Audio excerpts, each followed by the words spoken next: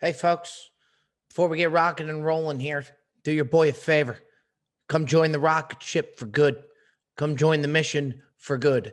Don't click that subscribe button. Smash that subscribe button and get subscribed to the Brilliantly Dumb Show for all things content, for all things electricity. We're ready for you. Smash it and enjoy the show. Ladies and gentlemen, boys and girls, sit back, relax, enjoy the show, buckle up. I can assure you, this is the only place you need to be for the next 45 minutes right here with us on the Brilliantly Dumb Show. I'm Big Game Bob, coming to you on your local airwaves, however you're listening, whyever you're listening. Folks, we're just happy you are indeed listening. I don't know why I said were, because it's just me here coming to you live from my living room.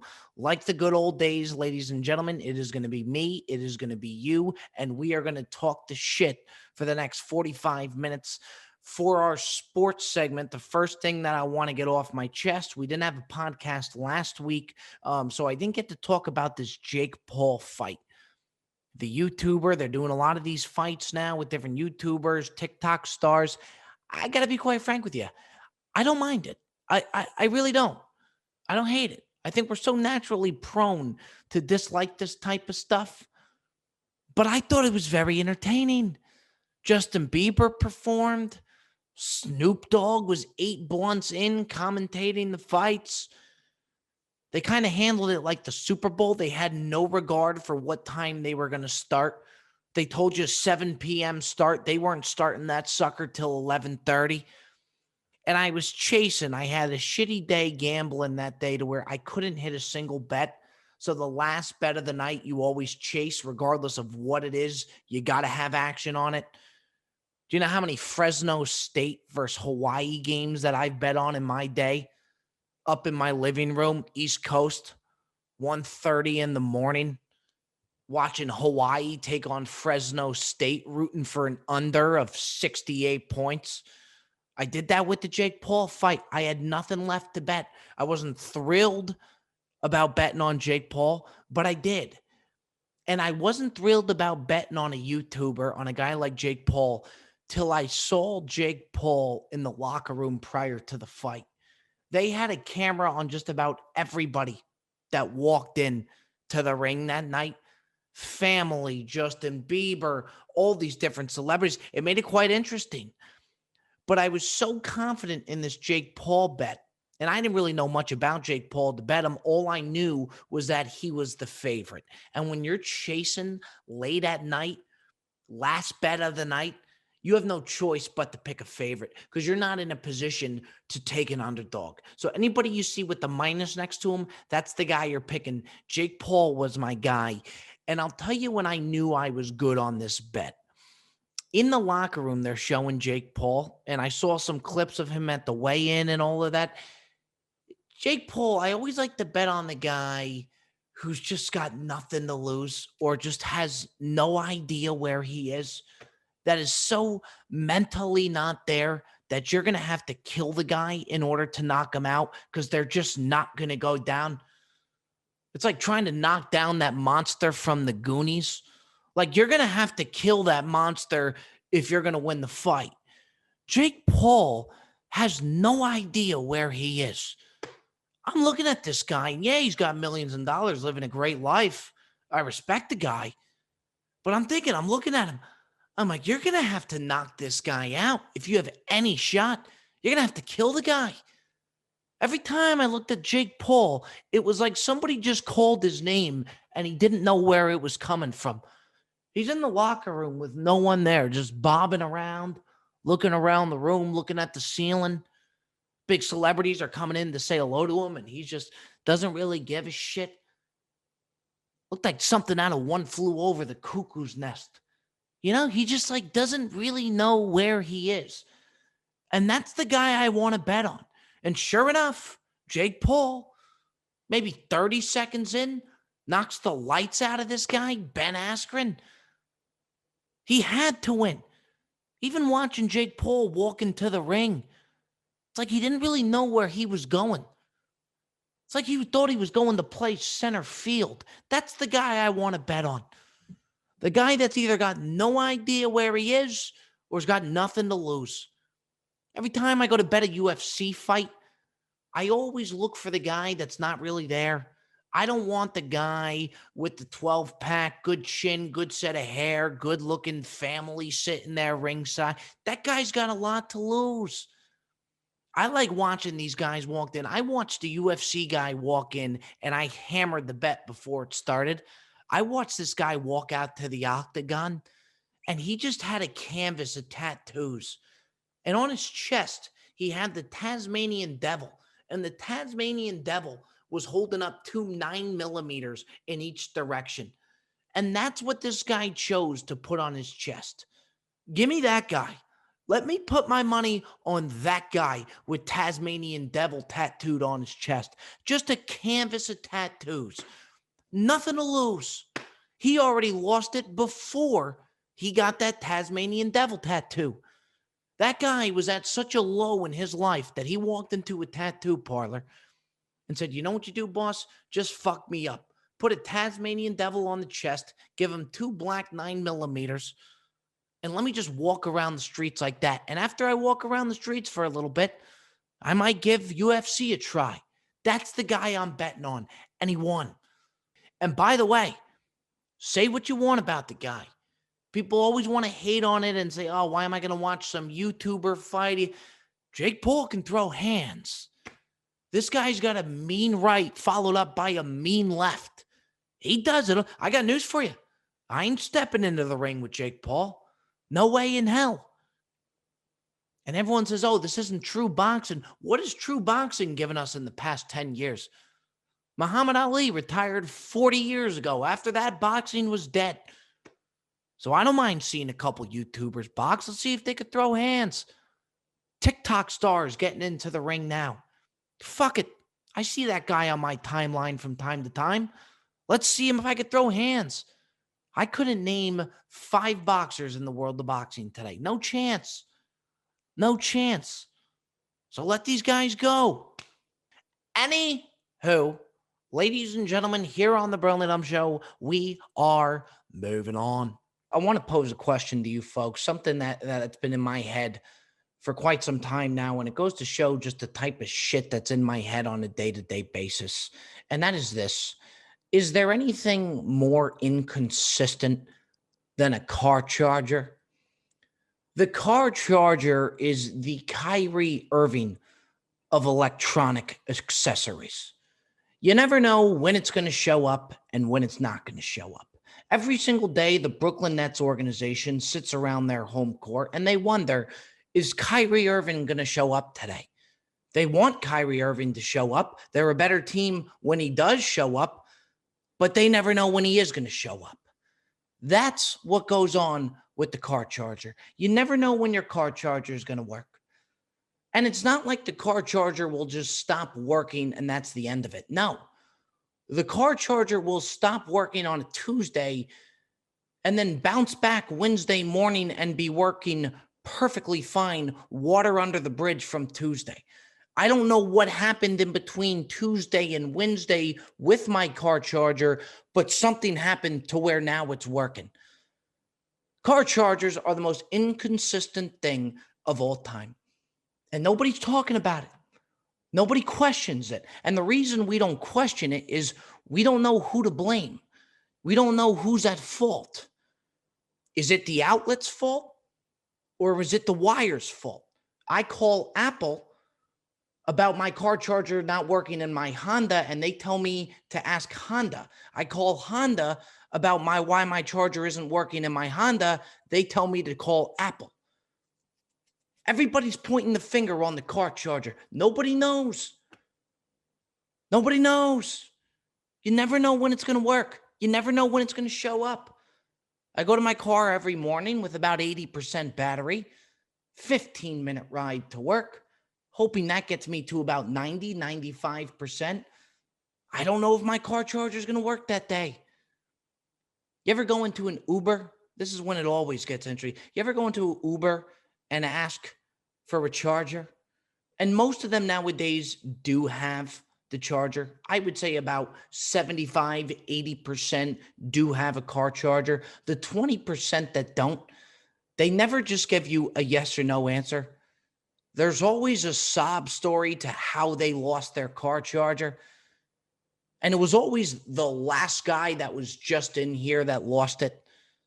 It was always the last guy, not the guy 10 trips ago. It was always the last guy that right before you is when they lost their car charger. It's always a sad story. Excuse me, sir, do you have a car charger? I don't. The last guy that was in here, he had his dog. His dog escaped out of the car. He went to go get his dog, took his phone with him, forgetting that it was plugged into the charger. Charger snapped off, wrapped around the tree on Santa Monica Boulevard. Now it's 55 feet up in the air, wrapped around the tree. And by the time they're finished describing what happened to their charger, your ride is over. Sorry to hear about your charger, sir. Thanks for the ride, though. Thanks for the lift. Can't we go find that last guy and get that charger back? That's a very crucial part to the Uber rating, is having a charger.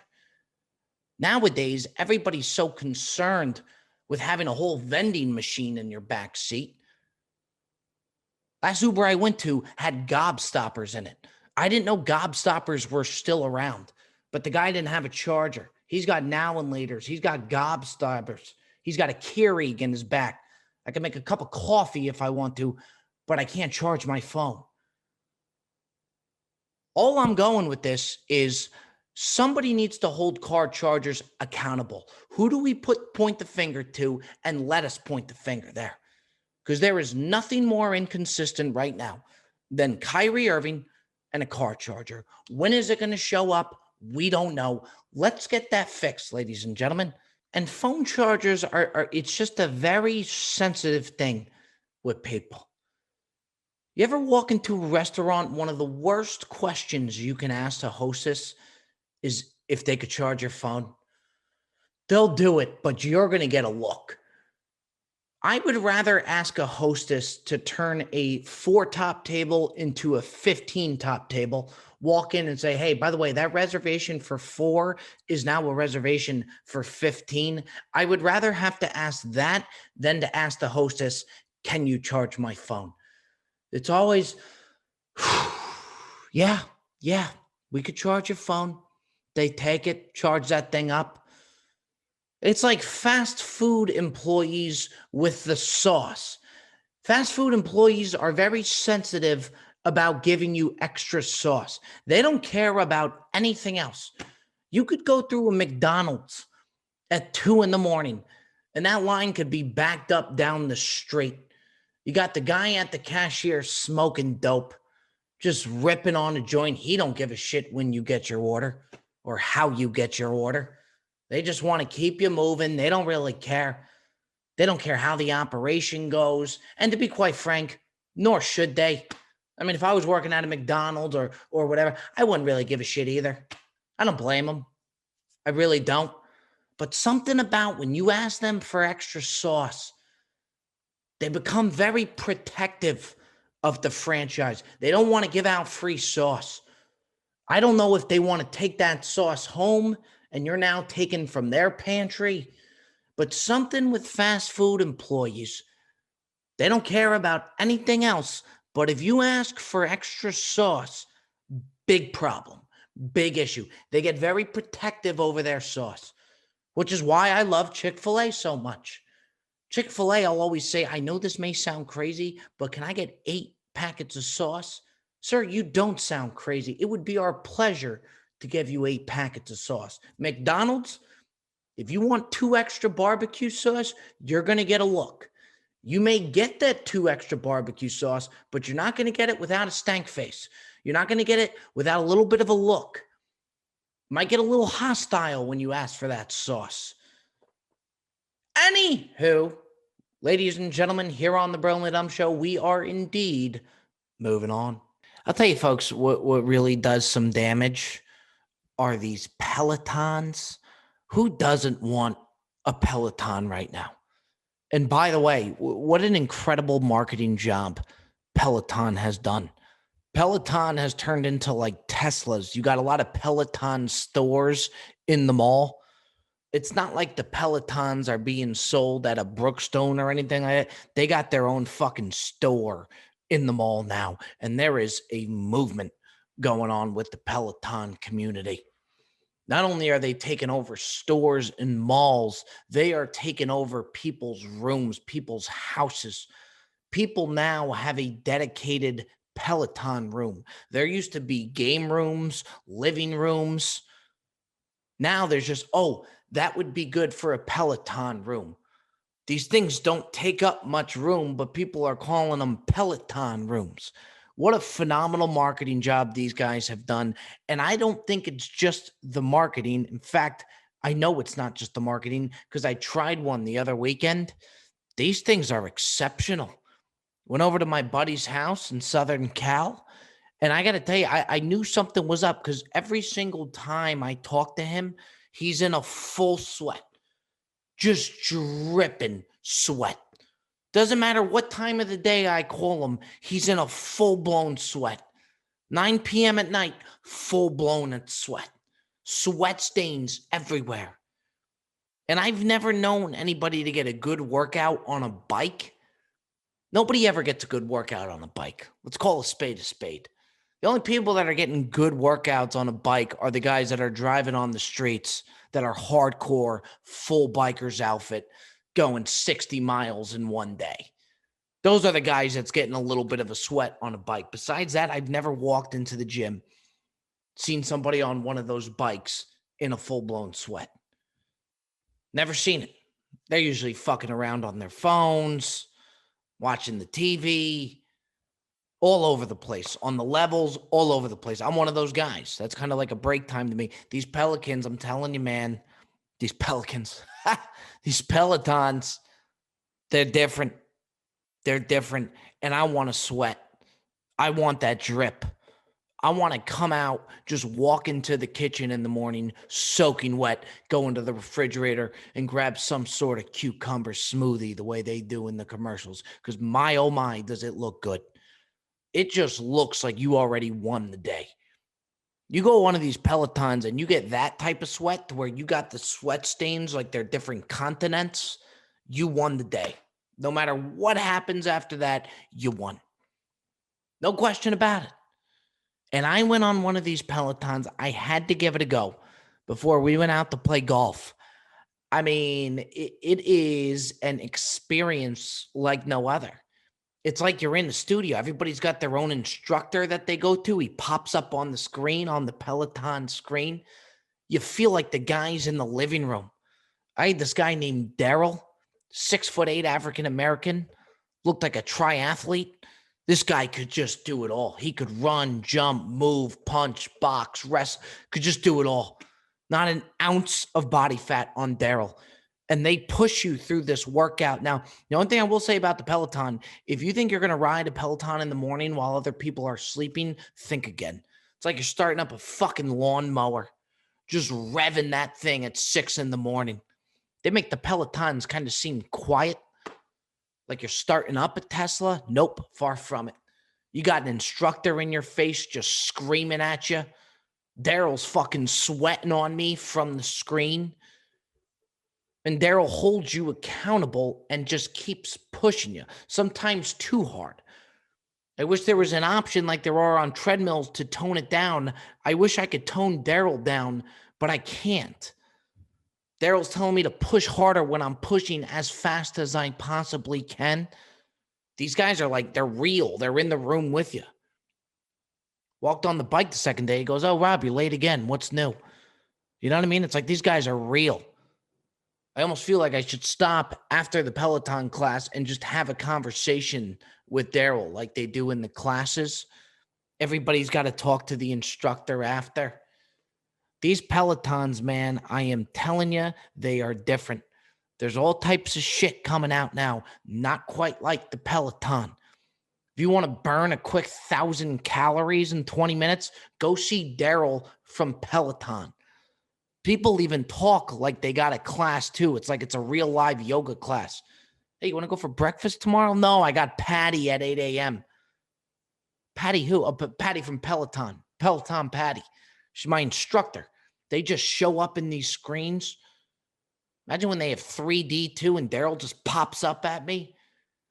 Pelotons, they are the thing of the future You heard it here first, ladies and gentlemen, only on the Brilliantly Dumb Show. Anywho, we are moving on. Well, ladies and gentlemen, boys and girls, Grace Ibrahim, wherever you may be right now, call me crazy, but I do believe it is indeed that time for everybody's favorite segment.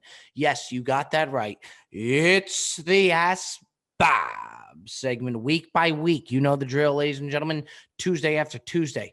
I tell you, fine folks, file on into the DM. Submit your questions to be featured for the Ask Bob segment. We are going to most likely have the voicemails, I think, coming back next week. The voicemails have been a hit. I have a blast with them. We're going to get those back up and rolling. I believe we got them going next week. Correct me if I'm wrong out of that, though, Jet. But we will have a dial-up number for you folks who want to submit your questions to the Ask Bob segment for next week. In the meantime, let's jump into the questions we have this week. This one's coming from a young man out of St. Louis, Missouri, Devin Kinlan. Hey, Bob, just wanted to talk coffee for a second here. Let's talk coffee. Just curious what your take on Starbucks is. Worth the hype? Look, I don't think there has ever been a coffee with more hype and a craze and a frenzy than Starbucks have. My dad has the rewards program and he's got an account balance. This might just be a psycho move, which it is. He will never let his Starbucks balance get anything under $150 to where he will freak out. If he sees his Starbucks account balance go to 144, he'll panic and put $6 more into it. I don't know what it is. The guy loves Starbucks. People love Starbucks. I do like Starbucks. If somebody offers me a Starbucks coffee, I will always say yes. I'm very rarely going to say no. I like it. I think it's great taste. I said on a previous podcast, I really respect what Starbucks has done to their sides. Don't sleep on the Starbucks salad. Do not sleep on the Starbucks protein platter. Do not sleep on the Brooklyn Bantam Bagel Bites from Starbucks. So I love what they do from a food perspective beyond just coffee. But what I will say, the only problem that I do have with the Starbucks coffee is this. A lot of times coffee, I think the most of us, yes, we need a good taste out of it, but we want coffee to energize us. We want coffee to really get us going, set the tone for the day, give us a little extra spark.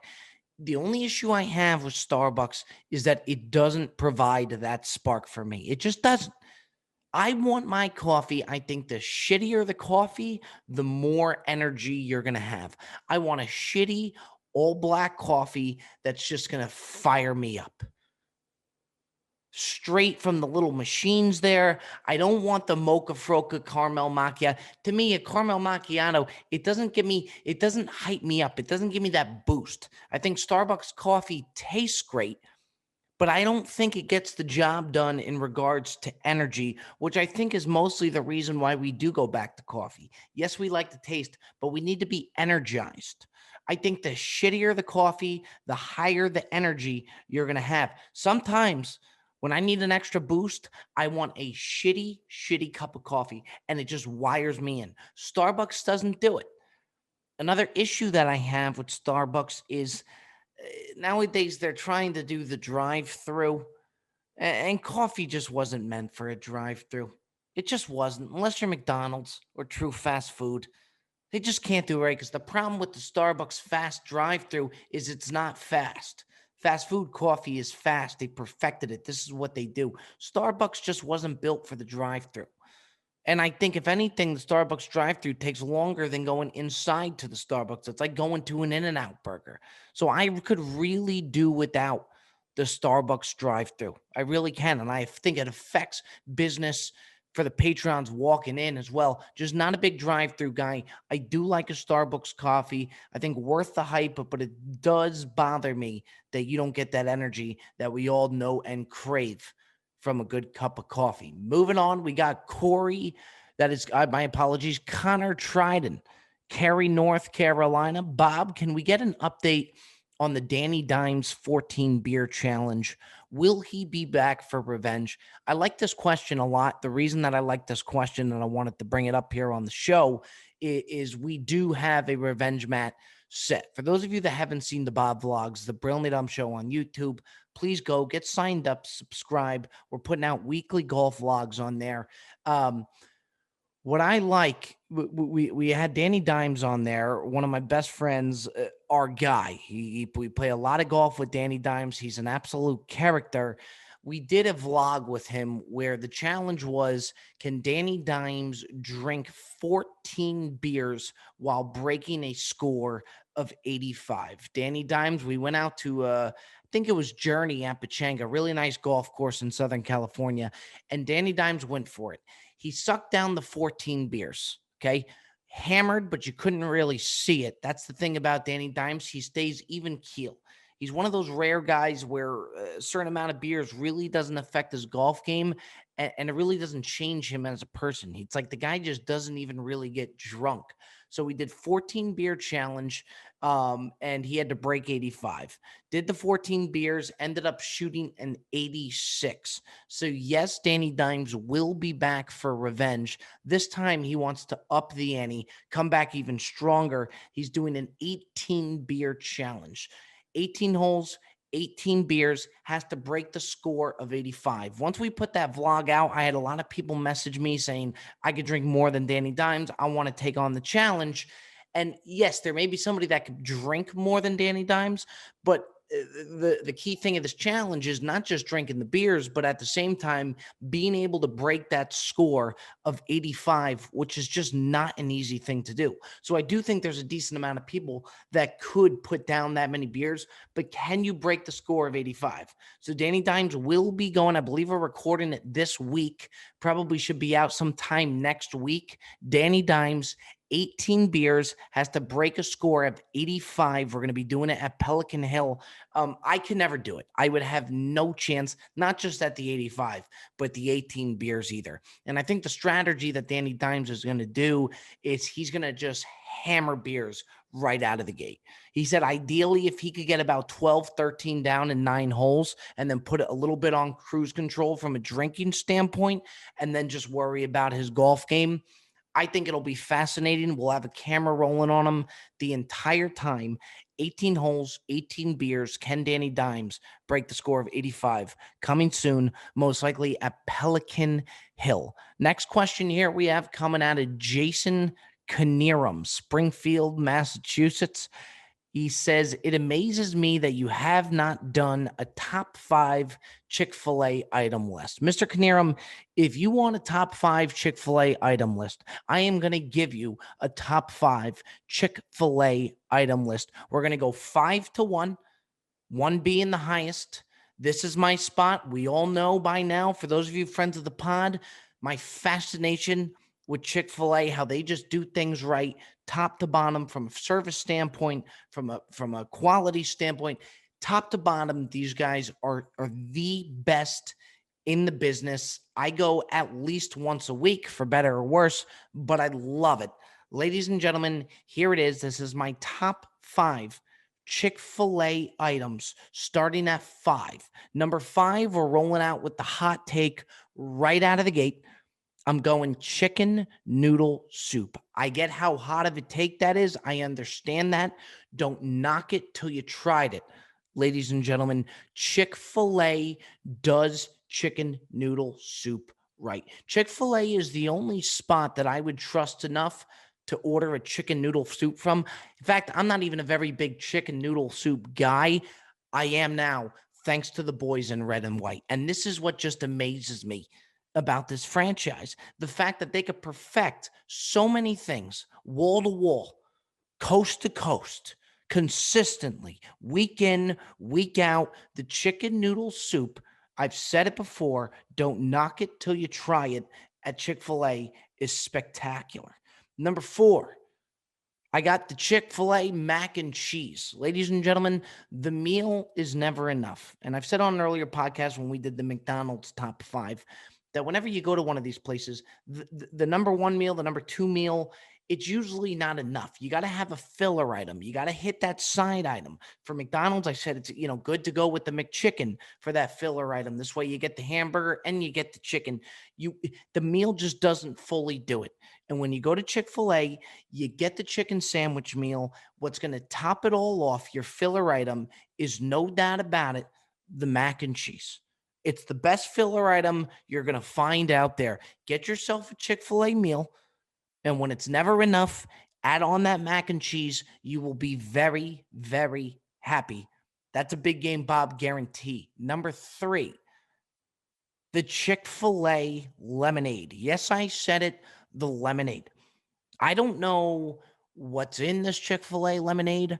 I don't know how it's made, why it's made, nor do I give a shit. Chick-fil-A has got something real special going on with that lemonade. It is, and the way that the lemonade blends in with the entire meal is fascinating to me. I don't know if they created the lemonade to enhance the overall meal. It's like a red wine and steak. It just goes hand in hand. The wine enhances the steak enhances the wine. That's what the Chick-fil-A lemonade does. It is truly something very special. I know it's weird to have a liquid in the top 5. Yes, liquid in the top 5, lemonade at number 3. Number 2, we're going with the waffle fries. You talk about a French fry that can withstand a good sauce that is the Chick-fil-A sauce. You're talking about the Chick-fil-A waffle fry. These things do damage. Now, I think Chick-fil-A gets a lot of credit that they deserve. Something that I do not think gets enough credit, that's not talked about in the streets enough, is that Chick-fil-A waffle fry. Everyone is on ooh and ah over the McDonald's French fries. Yes, it's a good French fry, but my oh my. Chick-fil-A waffle fry does damage, and not a whole lot of places out there that's got the balls to go with the waffle fry. Not a very common, not a very popular fry. Chick-fil-A has changed that. Chick-fil-A waffle fry, I got it number 2, and again, is not talked about enough. And there it is. Ladies and gentlemen, although you should all know the answer to this, can I get a drum roll, please, from wherever you are? Number 1, Chick-fil-A item, without question, the chicken sandwich, the staple of Chick-fil-A, the pioneer of the chicken sandwich. No question about it. Now there's this big chicken sandwich frenzy. Popeyes came out with the chicken sandwich. Now KFC is adjusting and doing a different chicken sandwich. McDonald's is now doing a chicken sandwich. That is all because of the GOAT, the Holy Grail, the ones that started it all, the pioneers, the Chick-fil-A chicken sandwich. You just can't beat it, ladies and gentlemen. You simply cannot. In my opinion, the number 1 fast food item there is out there is the Chick-fil-A sandwich. They have perfected chicken, and I don't think they're turning back anytime soon. I don't think they're slowing down anytime soon. Ladies and gentlemen, talk about not slowing down. The Brilliant Show here is never slowing down. We appreciate your support. We appreciate the love. Get signed up for the Patreon. If you want in on that extra content, if you want the weekly happy hours, if you want the extra podcast, we got all the cast of the characters coming on to the podcast, coming on to the happy hours. It is a blast. Don't click the link in my bio. Smash the link in my bio on Instagram. Get signed up to the Brilliantly Dumb Show Patreon. It'll be the best move you've ever made. Ladies and gentlemen, it is a family there. We appreciate every single one of you out there for the constant support. We will be back next week. I'm Big Game Bob, over and out. We will see you next week on the Brilliantly Dumb Show.